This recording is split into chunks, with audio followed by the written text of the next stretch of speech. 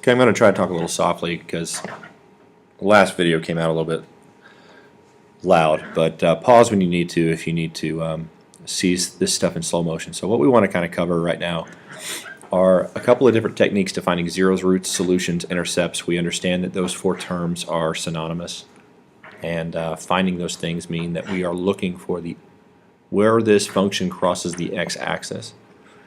And when we find these marks, this is where we touch the x-axis, and this is a quadratic function. This concept we're going to be doing for the rest of the semester at least, with polynomials coming up next. Okay, so we're going to take this function 1 equals 4x squared plus 3x. And I apologize if my mouse goes crazy because the last video came out, there was like 2 mice on there. It was strange. Okay, so we're going to solve this problem by factoring. We're going to solve this problem by using the quadratic formula, and then I'm going to solve this problem by completing the square. We did discuss completing the square, and it's a nice way of kind of seeing a different technique and understanding that this is how you can get all the answers that you need, both the answers if they exist. Okay, so let me go to blue, and so I've got 1 equals 4x squared plus 3x. So I want to get everything on one side, so I'm just going to have 0 equals 4x squared plus 3x minus 1. Okay, and that's the same thing as saying 4x squared plus 3x minus 1 equals 0. So you could technically just kind of, because they're equal, they're the same, right? So I'll just put that over there if I want to, okay, because it's still equal to 0 whether or not the 0 is on one side or the other. Okay, so now I want to factor this, okay? And so we kind of want to look at, obviously we can factor this if it's possible to factor it, right? So we recognize that a is not 1, and that would be nice if it was, because it would be easier to factor. So let's look at a different technique that we can use to factor this. Maybe we can use bottoms up. Maybe. Okay? And if you recall, bottoms up, the number one rule here at bottoms up is you take a and c and you multiply a and c and you rewrite it. Number 2, we factor that. And number 3, we divide by the original a and simplify using bottoms up if necessary. All right? So number 1, 4 times negative 1 is negative 4. We're going to rewrite that as x squared plus 3x minus 4. So the original a value becomes 1, which is nice for us to have, and the new c value becomes negative 4. So follow along with the steps that we do here in this nice technique called bottoms up. We can factor this into x plus 4 and x minus 1, right? Because positive 4 and negative 1 is negative 4, and positive 4 minus 1 is positive 3. Okay? That's factoring. Step 2, divide by the original a and simplify. Our original a value was 4. So we can divide by 4 here and divide by 4 here. 4 divided by 4 is 1, so that will give me x plus 1. 1 divided by 4 is a fraction that does not simplify any further. So at this point, this is where we use the bottoms up method. We take the bottom and we move it up to where the x is, and then that becomes 4x minus 1. And there are our 2 factors, nicely seen. All right? So if 2 factors are multiplied to be 0, the truth is either one of them has to be 0 or both of them are 0. So if x plus 1 is equal to 0, that would mean that x has to be negative 1. There's one of our zeros, or solutions, or roots, or whatever you want to call them. And if 4x minus 1 is equal to 0, we'll add 1 to both sides and divide by 4, and x is equal to 1/4. Leave it as a fraction, don't put 0.25. Okay? So there's our 2 zeros, negative 1 and 1/4. We did that by factoring. We used the technique bottoms up to do that. Now the truth is, what we talked about Tuesday the 26th was that quadratic formulas will find the same answer for us, okay? And so what we're going to do is we're going to jump over here to the quadratic formula and show you the technique that you can use to find using the quadratic formula to do the same thing. And so in this case, I'm going to jump to this part and use this as a helper. I'm going to use the quadratic formula for 4x squared plus 3x minus 1, where a is equal to 4 b is equal to 3, and c is equal to negative 1. That will always be the case where a is the coefficient, is what it's called, in front of x squared. B is the coefficient in front of x, and c is the lone ranger. Okay? Our quadratic formula says negative b plus or minus square root b squared minus 4ac divided by 2a. Okay? So what is b? B is 3, so I'm going to put negative 3 there. Plus or minus square root b squared, okay, so that's 3 squared, minus 4 times a, which is 4, times c, which is negative 1. Pardon my lack of room. Divided by 2 times a. It helps to write it out so you get used to doing it properly here and not making any errors. We like to choose factoring over quadratic formula if we can, because quadratic formula is clearly prone to errors, right? It's heavy. Factoring is a little bit less heavy unless you got to use bottoms up. All right, so what we said the other day was we always want to try to do, if we can help it, we want to make sure we do this part inside here first, called the determinant. The determinant's called that for a reason. And we do that, and we get, well, what do we get? 3 squared minus 4 times a times c, get 25. So square root 25 over 2 times a. 2 times 4 is 8. All right. So there are two answers. We have negative 3 plus the square root of 25 divided by 8, and we also have negative 3 minus the square root of 25 divided by 8. There are always two answers here. All right. So the square root of 25 is 5, because 5 times 5 is 25. So negative 3 plus or minus 5 divided by 8. Still two answers, simplified a little bit, square root of 25 being 5.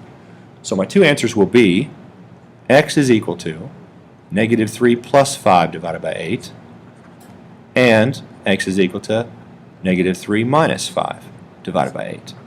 Well, let's simplify that a bit then. Negative 3 plus 5 is 2 divided by 8. 2 divided by 8 simplifies to 1/4. Well, look at that. That seems to correlate with exactly what we expected. Negative 3 divided by 8, sorry, negative 3 minus 5 divided by 8 is negative 8 over 8, and that is, you know what, negative 1, as we expected to see. Okay, so the quadratic formula finds the same thing. Quadratic formula is very useful when we can't factor, when we can't use bottoms up, because it just flat out won't factor. Right? Now, completing the square is a different animal in itself, so let's hold that thought on completing the square here for just a moment, and practice this one with factoring and quadratic formula as well. So there's the quadratic formula there, factoring. Pause the video, see if you can do this on your own. All right, if you pause the video, we've got 12x multiplied by x plus 1 equal to negative 3. So we want to distribute this. 12x times x is 12x squared. 12x times 1 is positive 12x. And that's going to equal negative 3. We always want to set it equal to 0. So I'm going to put it like this. I'm going to add 3 to both sides and have that. All right.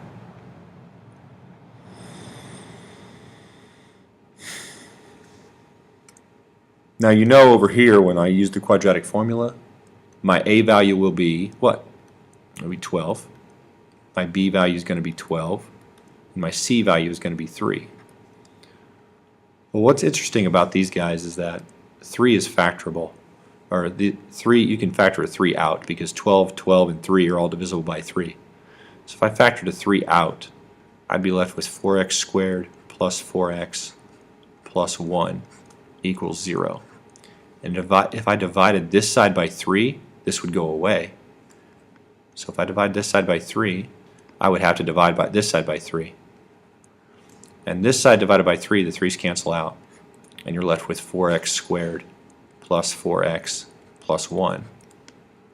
What does that equal? 0 divided by 3 is 0.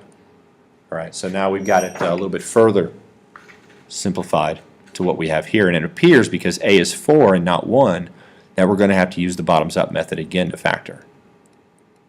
Okay, so go back to your notes, go back to what we did in the previous section.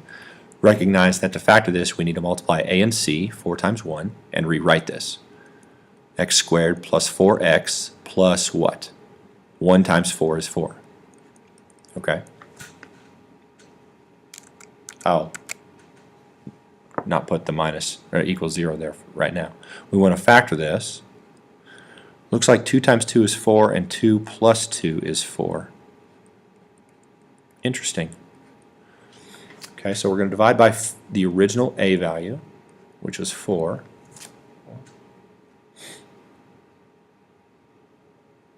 And this simplifies to x plus a half, and this simplifies to x plus a half. The bottom comes up, 2x plus 1, 2x plus 1, and there it is. It is factored. And notice that both factors are exactly the same. 2x plus 1 multiplied by 2x plus 1. And that's the definition of squaring something. When I take 4 and square it, that means 4 times 4. When I take 2x plus 1 times 2x plus 1, that says we can say this. 2x plus 1 squared equals 0. Okay? So we're looking for the zeros specifically. So if we do 2x plus 1 is equal to 0, and then we also do 2x plus 1 is equal to 0. That's redundant. We don't want to do it twice. We only need to do it once. Subtract 1 from both sides, divide by 2, and x is equal to negative half. Question: why is there only one answer here and not two like there was in the previous problem? There's only one answer here because if you understand the idea of what we're doing, finding zeros, roots, solutions, and intercepts, that means that is where we're crossing the x-axis. So when I have a parabola, and I'm crossing the x-axis right here and right here, I have two answers, right here and right here. But what if that guy maybe doesn't cross the x-axis? I don't have two real solutions anymore. I don't have two real solutions. I'll have two imaginary solutions. Maybe that particular problem touches it only once. And that's the situation we're in here. Only once. And so therefore, we only have one solution. X is equal to negative half.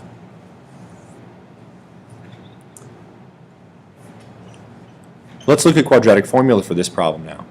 We said that we're going to use a is equal to 12, b is equal to 12, and c is equal to 3. Looking back at what we did with factoring, recognize that we factored out of 3, and we were left with 4 as a, 4 as b, and 1 as c. It's okay to use those two, because this is the same thing as this, just with an extra factor in of 3. I can still use 12 and 12 and 3 to get the same answer. Or you can use 4, 4, and 1 because it's the same thing as well. So let's plug this in. Negative b plus or minus square root b squared minus 4 times a times c, all divided by 2 times a. Do the discriminant first. Negative 12 plus or minus the square root of what's all that stuff in there. 12 squared minus 4 times 12 times 3.